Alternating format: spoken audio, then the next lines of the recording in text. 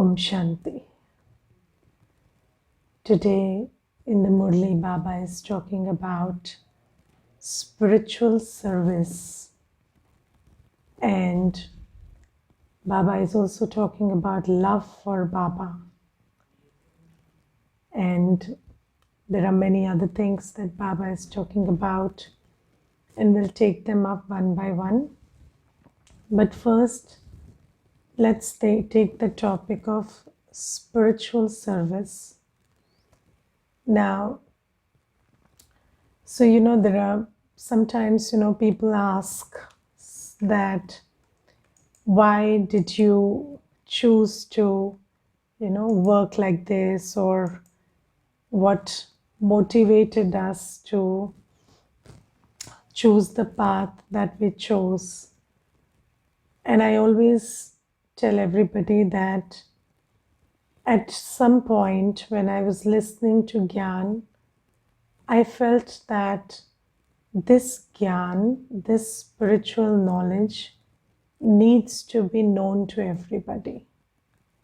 And everybody needs to know this. Every soul has a right to know this, and they need to know this. And it's very important that we become instruments to take this knowledge to every child of Baba. And this is precisely what Baba is talking about in the Murli. And in one place, Baba says, the main thing is you should have love for Baba, and you should have love for donating knowledge. Because when we have love for Baba, we have love for his creation. And when we have love for his creation and we understand that every soul is a child of Baba, and every soul is in sorrow and distress, and not because of anybody else, but because of their own man buddhi sanskar. And it is very important that every soul receives this spiritual knowledge. And this spiritual knowledge, and Baba today also says that those who appreciate the value of spiritual knowledge will always donate it. Yes, will always donate it, because we understand the value of spiritual knowledge, and we only understand the value of spiritual knowledge as much as we have imbibed it. And because if it has made me valuable, then I realize its value. And when I realize its value, then I will donate it. And I'll give you one simple example. So, even if you have a cough and you tried many medicines and then some medicine works for you. Yes, or, if you have a pain and some medicine worked for you and you got relieved from your pain.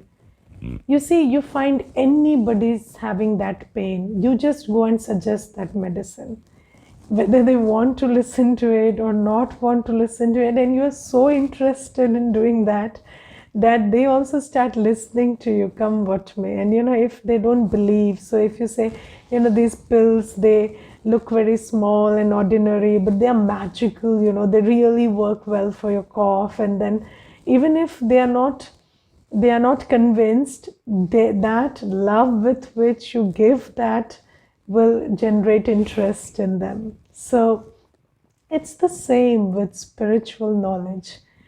And if you've really imbibed it and understood the value of it, realized the value of it, and if it has made your life peaceful and happy and elevated, then you're very interested in donating it, you're very interested in sharing it with others. And then the question of whether someone likes it or not won't arise, because you are talking from your experience, and nobody shies away from sharing their experience. So this is what I think is true about spiritual knowledge. So I will first talk about the part of imbibing knowledge. So you see that today Baba says this. Let's read it. Read it first. Baba says each of you has your own individual stage while living at home with your family. You don't have to renounce your home and family. Baba says you may live at home, but your intellects should have the faith that this old world is already destroyed. Our connection is with the Father.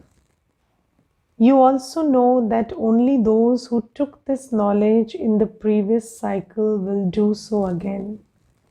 Everything is being repeated identically second by second. The knowledge is in the soul. The Father has knowledge. You children have to become equal to the Father and imbibe the points. Now you see, Baba gives us many things. Baba gives us virtues, Baba gives us powers, Baba gives us experiences, and Baba gives us points of knowledge. Baba gives us many points of knowledge. Now, every point of knowledge, every Brahmin child is familiar with. But the question is whether we have imbibed it. So, here in the paragraph I just read, Baba is talking about 2 points. First is, while living at home, do you remember that everything of the old world is already destroyed? Which means it's just, it's just a mirage right now, and very soon it's not going to be there. Now we all know this. But have we imbibed this? Because when you're living in the old world, so let's understand 4 words: consciousness, attitude, vision, and action. So consciousness, attitude, vision, and action. Now when you imbibe a point of knowledge, it becomes part of your consciousness or awareness. And then your attitude towards something is determined by that awareness that you're holding inside. Now let's take this one example, that if I have imbibed this point that everything in the world is transient and it is there, but then it's not going to last very long, then you won't get caught up in something that is very impermanent. Otherwise, the events, the behaviors of the old world, the activities of the old world, they are very high intensity. So, there is really high intensity drama going on all the time. And then even if we don't like, we get caught up in that drama. So, somebody is doing something, somebody is not doing something, somebody is creating something which you don't like, somebody is breaking something you like. So there is a lot of high intensity drama going on, and you always get caught up in that drama if this point is not in your awareness. And once this point is in your awareness, then even when there is this play of attraction and fear, so there are things that are disintegrated and disintegrating, and there are other stuff that is very attractive to your eyes and ears. All that is playing out around you. You are able to maintain a position of equanimity and respond dispassionately. You have to respond to everything. You are on the field of action. So you will be able to respond dispassionately to everything. If you just have this one point of knowledge in your awareness that everything that is there is impermanent. So, and what is permanent, what is valuable is my peace, my state of purity, my state of good feelings. And I'm not going to let that be disturbed, come what may.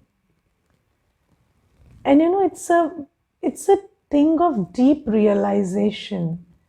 And and this consciousness always determines your attitude and how you see things. So somebody would say, it's such a big deal, and how can you not react to this? And then you feel that what big deal it is. So, how you see something as big or small, your perception is a product of your attitude. And your attitude is a product of your awareness.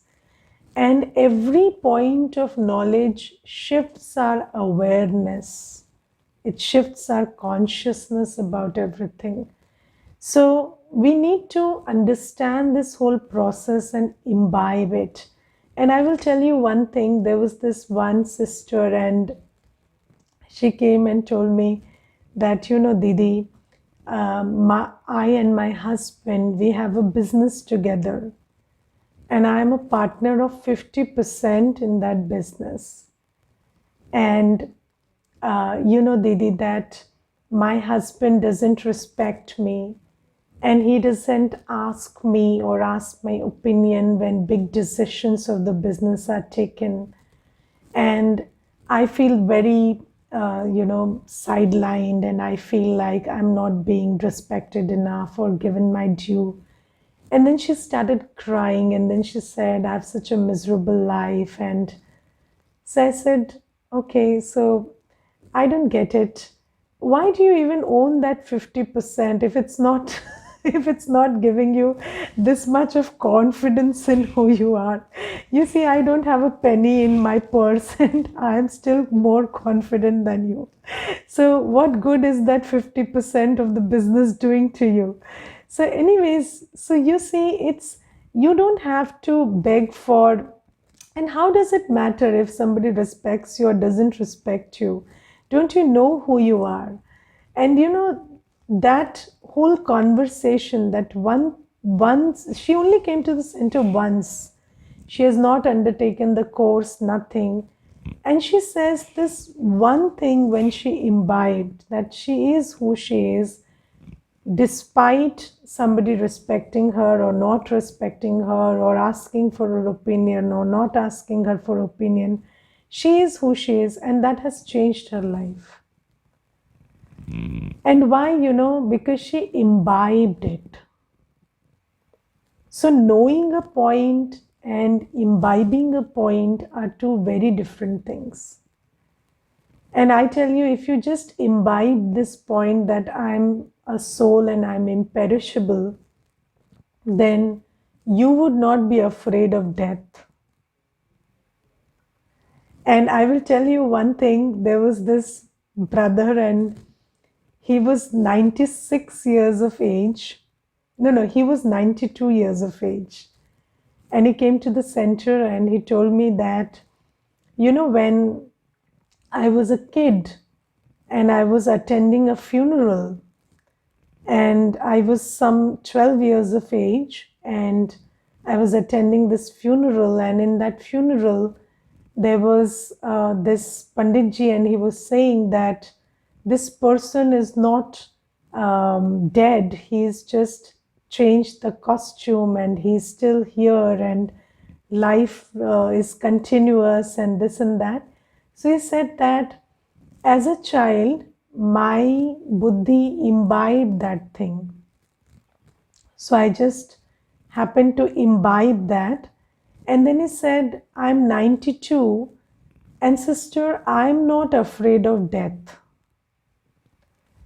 So I'm not afraid of death, and whether you will believe me or not believe me is another story, but I'm really not afraid of death. And I understand that death is not the end.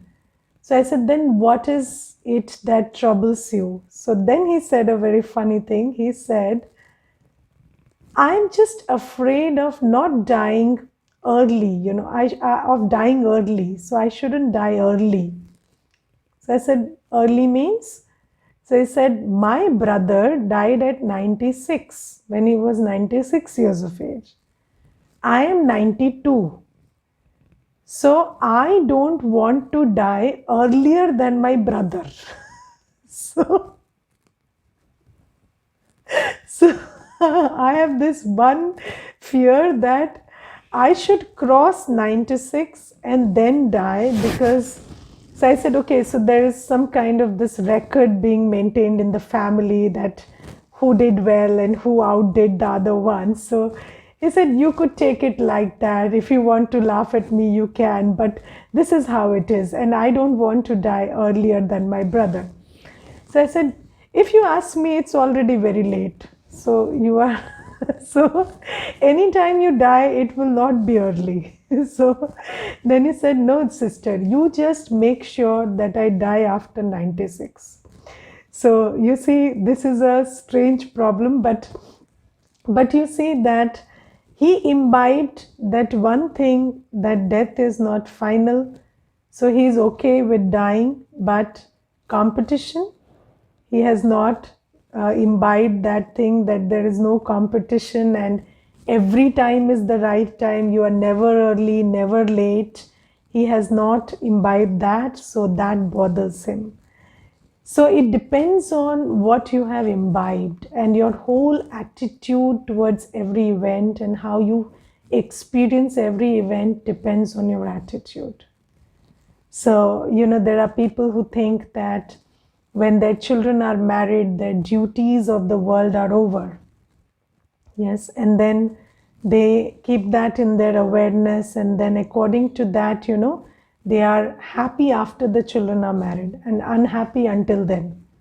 So it's their sense of, their consciousness which determines their attitude and determines how they feel about everything. So now Baba says that if you imbibe every point of knowledge, that point of knowledge is going to change your vision and attitude towards everything drastically. Now, this one point of knowledge that Baba talks about, that everything around is perishable, so don't bother too much. Don't bother too much. You take care of everything, but don't bother too much. Don't bother enough for it to cost you your peace. Bother about everything, but not enough that it costs you your peace. So if it costs you your peace and your purity, and it costs you your good feelings inside, then it is very, very costly. So don't bother then. So that's the thing, and there is this one sister, she was sharing a very good experience with me. She said, Didi, you see, I'm old and I'm alone. And she's some 85 years of age and no one in the family. She's all alone. And she said, I have 5 servants, and those servants do everything in the house and they take care of everything. And they live in the basement, I live upstairs. I know that they break every possible kitchenware. I know that when they fight with themselves, they bang utensils at each other. I know all of that. But it's been 5 years. I have never gone to the basement and seen what's happening there. And even if they are in and around me, and there is some tiff, or I know that there is a loss, there is something, I choose not to look at it. So I said, why? So she said, Didi, ever since I got Baba's Gyan, I understood that I have to go. And when I go, my state of being is very important. And I don't want to, there are 1,000 reasons why I can shout, scream, get upset. And I have done that most of my life. I have done that most part of my life, shouting at servants, shouting at other people for all the wrong they did. I've been a perfectionist all my life. But when I came to Baba's Gyan, I have prioritized what is important.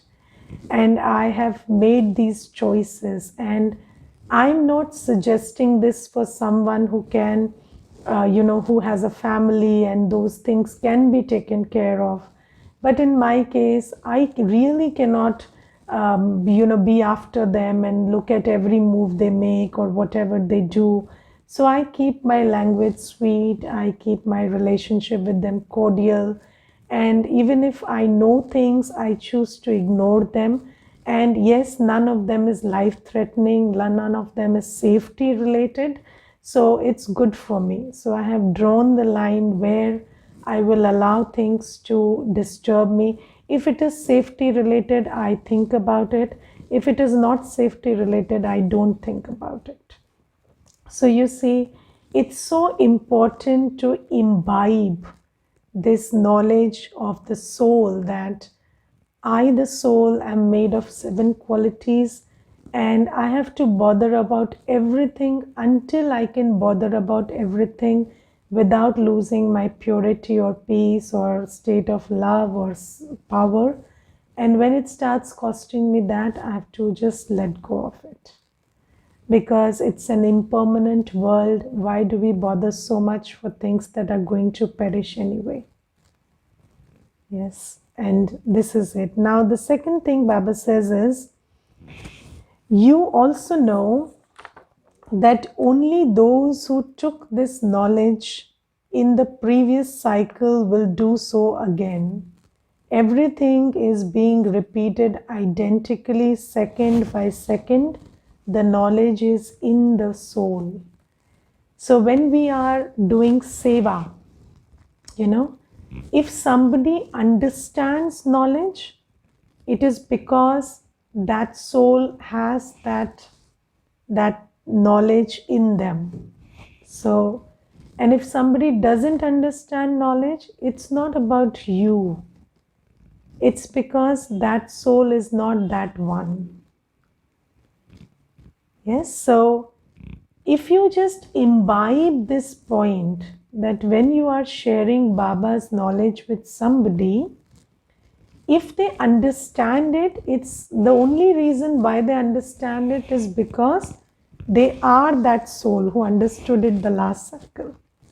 And if they don't understand it, then they are not that soul as of now, okay?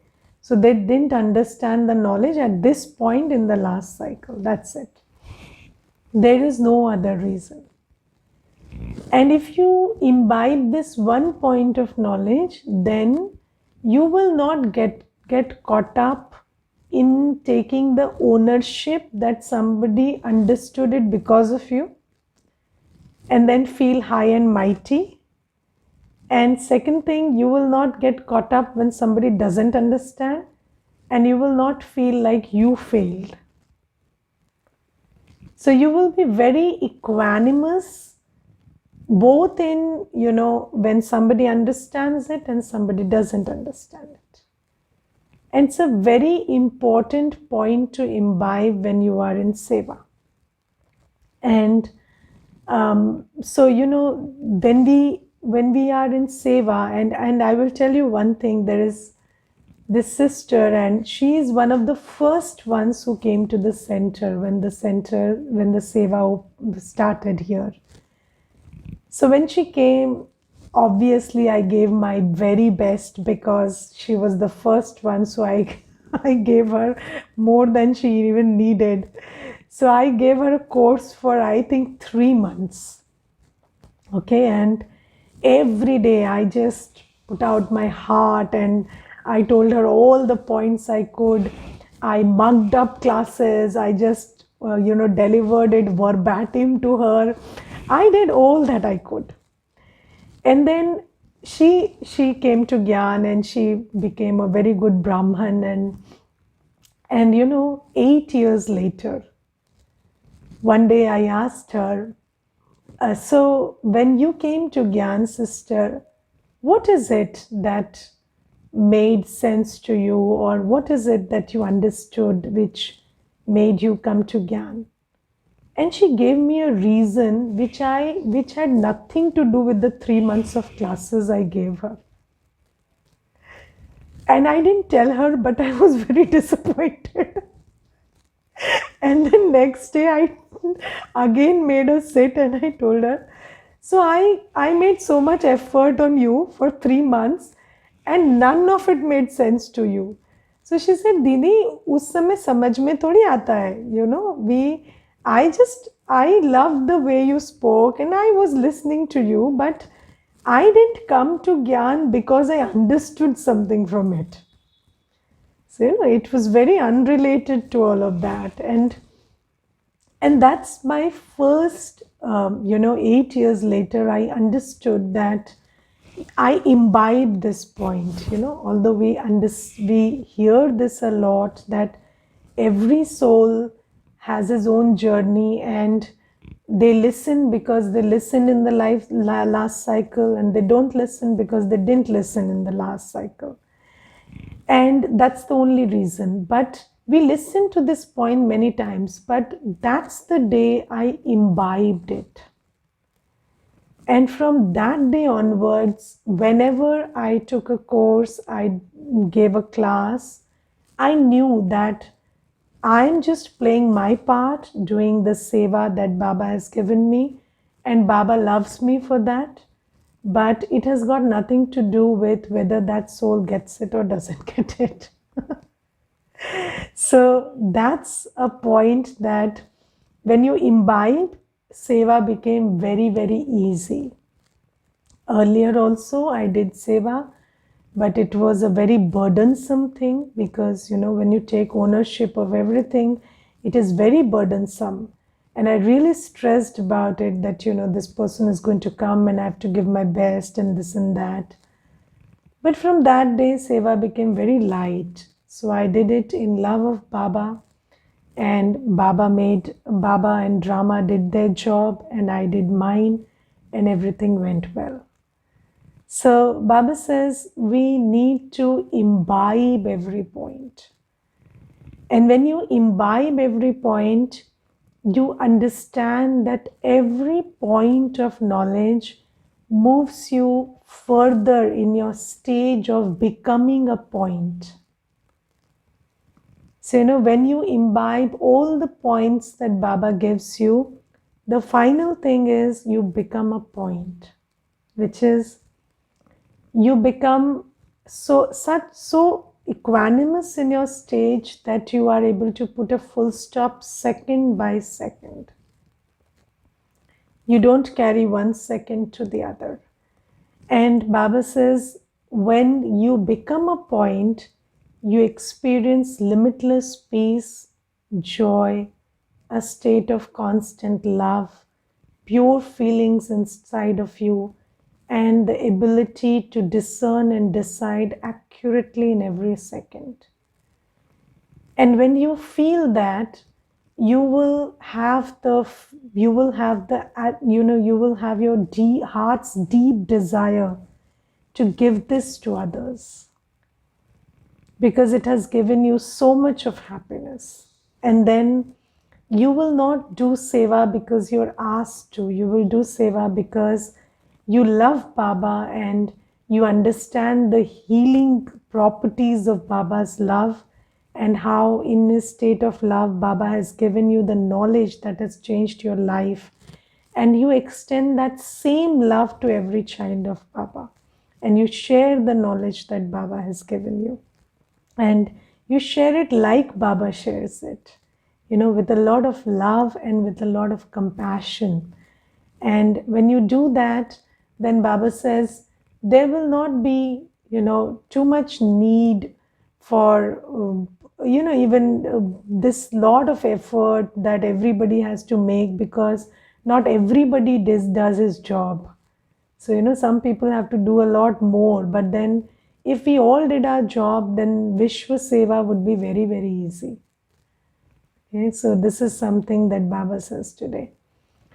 And then today Baba talks about how we should listen to the Murli. And There is this one person who told me that he listened to the Murli and the Murli didn't make sense to him. And I said, you go to a medical school, sit there for 1 hour and tell me how much sense it would make to you. You sit in a medical class, you sit in an engineering class, and if you are not a medical or engineering student, it won't make sense to you the first day. It would never do that. And what makes you think that a spiritual class would make sense to you outright? No, because you need concentration. You need concentration because it is through that path of concentration that knowledge is transferred. So, anything, emotion, knowledge, anything, for it to get transferred from one soul to the other, there is concentration required. Yes, if you are in an aware state, your focus is there, then you can see somebody is upset, somebody needs peace, somebody needs a caring word, somebody needs concern. You will be able to see it. If you are all over the place, you cannot see that. So for energy transfer between two souls, there is concentration required. Yes, and when your only one sense organ is engaged, which is the ears, and your eyes are distracting and other sense organs are distracting, and there is your mind and there are your memories and all of that stuff distracting you, you need very good concentration to imbibe what Baba says. And Baba says, when you listen to the Murli, take care of that. Because Baba is giving you something very, very heavyweight and very, very important. But you need to be very concentrated while listening to the Murli so that you can get it. And then Baba today says that if you just allow your buddhi to wander all over the place while you're listening to the Murli, then none of it will make sense to you. And then if you do this sometimes, once, twice, thrice, then you develop that habit. And then the Murli will never make sense to you. And if that happens, it's very, very unfortunate. Because the only source through which Baba could give you everything, you have damaged that source by not understanding how to operate with it. So Baba says, when you are listening to the Murli, don't miss anything. 100% you should imbibe it. And I don't know whether it works for you, but it has worked very well for me. I have a very good writing speed. So, I can write at the speed at which someone talks. So, because I had that, what I did is, so that my intellect doesn't wander, I used to, in the beginning, write everything. So, when I used to listen to the Murli, so I didn't do it in the class. So when I went to the class, Murli class, I used to just sit and listen. But later I used to play the audio and then write everything. And when I wrote everything, then my buddhi was very focused on every point because I didn't miss any when I wrote it. And that has helped me appreciate the gems in the Murli. And today Baba says that, so I don't know if it works for you because it might not work for many people, but this is how I did it. And then and because Baba says today in the Murli that if you want to know what super sensuous joy is, then ask the Gopis of Gopi Vallabh. This is a saying in Bhakti, and Baba says, you are the Gopis of Gopi Vallabh, and you are entitled to super sensuous joy. So, and that super sensuous joy, the giver of that super sensuous joy is Baba. So don't let your intellect wander and don't lose out on that opportunity to experience super sensuous joy by imbibing the gems of knowledge that Baba gives every day. Okay, so this is something. And then today Baba talks about spiritual suicide, which is a very interesting term. So Baba says that in the world, when people jump from the fifth floor, then they commit a physical suicide. That's not, in Hindi it is called Atmahatya. But Baba says it's not Atma ki Hatya because the Atma doesn't die. So it is Jeev Hatya. So you kill the body by doing that. So Baba says that's not suicide, it's not Atam Hatya, it's a Hatya of the body.